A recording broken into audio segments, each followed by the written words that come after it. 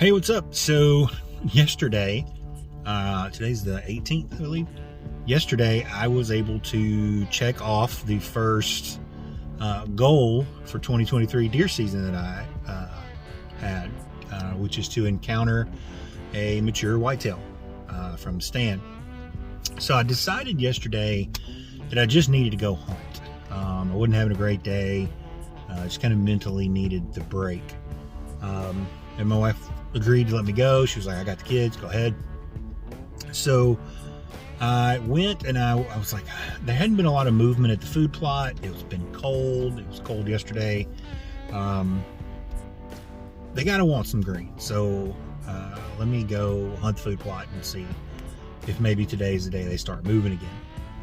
So I went in and got in the tree and sat down, and it was kind of chilly. I had to put on my REI jacket, which I'll do another video about here later because it performed flawlessly. But I was sitting in the stand, which is just off the food plot, had a northwest-ish wind, sometimes more north than west, sometimes more west than northwest. And it was marginal. It was blowing kind of in my face, but back behind me to the right. And so with that wind, I knew that deer had to be bedded in a very particular spot in order to bust me. And the chances of them being there were pretty slim. It wasn't zero, but it was pretty slim. Plus, this field where the food plot is surrounded by bedding. There's bedding to the north, there's bedding to the south, bedding to the west, and a little bit of bedding to the east. So unless your wind is blowing from the east directly into the food plot, you can still hunt the food plot from pretty much anywhere because the deer are going to come from one place or the other.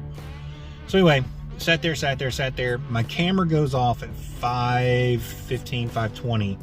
There's some does in the small field. And I was like, man, I picked the wrong stand because it's literally 40 yards to that stand right there in the small field. I thought I picked the wrong stand. Those does have come out. One of the big bucks is going to come out behind them. That's just where they want to be tonight. So I was sitting there kicking myself a little bit, kind of frustrated. It was raining. I was not getting wet, but I knew it was raining, kind of a thing. And I looked up, and in the peninsula that borders the food plot, I saw a shadow move, and I thought, is that a squirrel or there's a coyote? We had a big coyote problem over there in that area. And I looked through my binoculars, and it was a small 8-point. And I was like, okay, well, that's cool. At least I'm not skunked. There's a small 8-point. He'll come out of that peninsula. He'll jump the field or jump the fence into the food plot, and we'll be good. And I started scanning down the fence line, and there was a big 8-point. This deer, to be exact. We have not named that deer yet. I'm going to let my daughter do that because she likes to do that. I was not expecting him to be there because he's completely irregular. We do not have a lot of pictures of this deer. Actually, this is one of only like 2 sets of pictures that we have of this deer that we can tell that it's him. But anyway, I immediately was like, I'll shoot that deer with my bow. Even though he wasn't one of my top 2. I'll shoot him. So I made the mistake, one, of not looking at him through the binoculars to know exactly which deer it was. But I could see him well enough. I knew he was 8-point, well outside of his ears, probably 12-inch G2s. His beams don't go past the end of his nose, and he's just outside of his ears width-wise. Anyway, he walks down the edge of the field. So if you're looking at this picture here, this is the blue line. He's the blue line. The young 8 is the yellow line. We'll talk about that in a minute.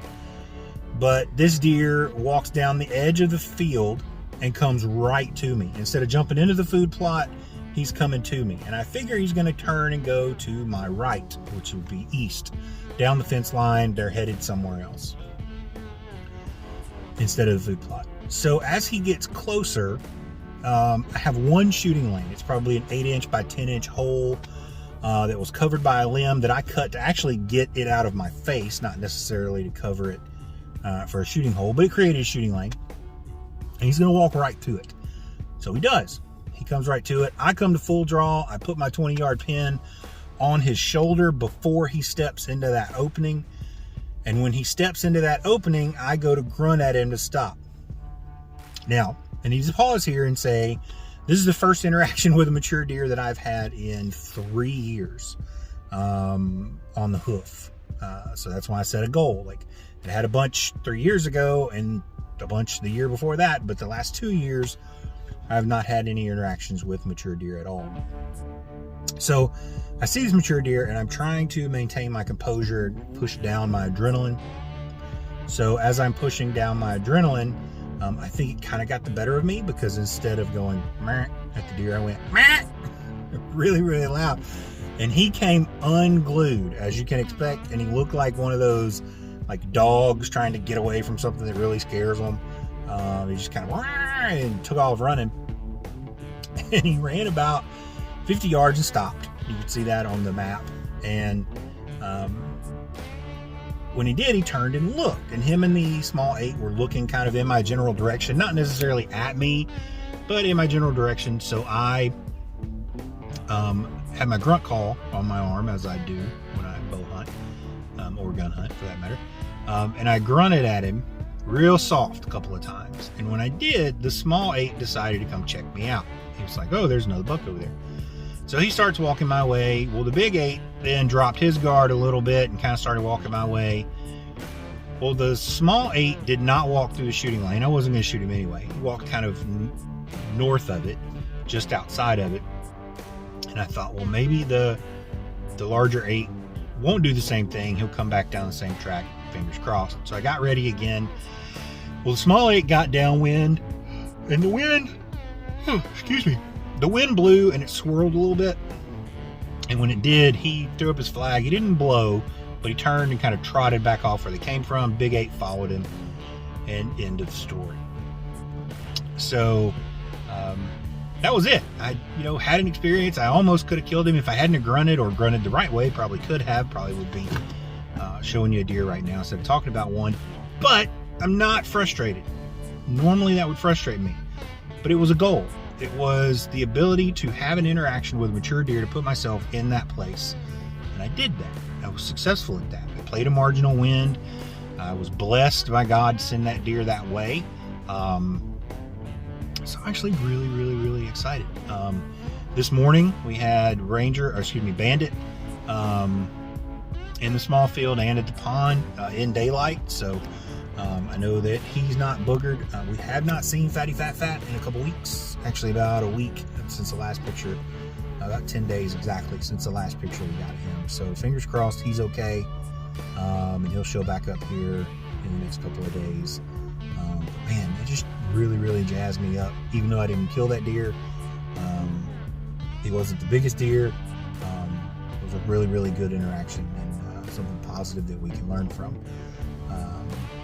Play the marginal wind, be in the area. You can't see the deer if you don't hunt. Don't necessarily rely on cameras, because where he was, I'd have never known he was there based on cameras. And where who he is, again, we don't have a lot of pictures of him anyway. So, man, if you can, just go hunt. Get in the woods, experience it, and have fun while you're doing it. Thanks.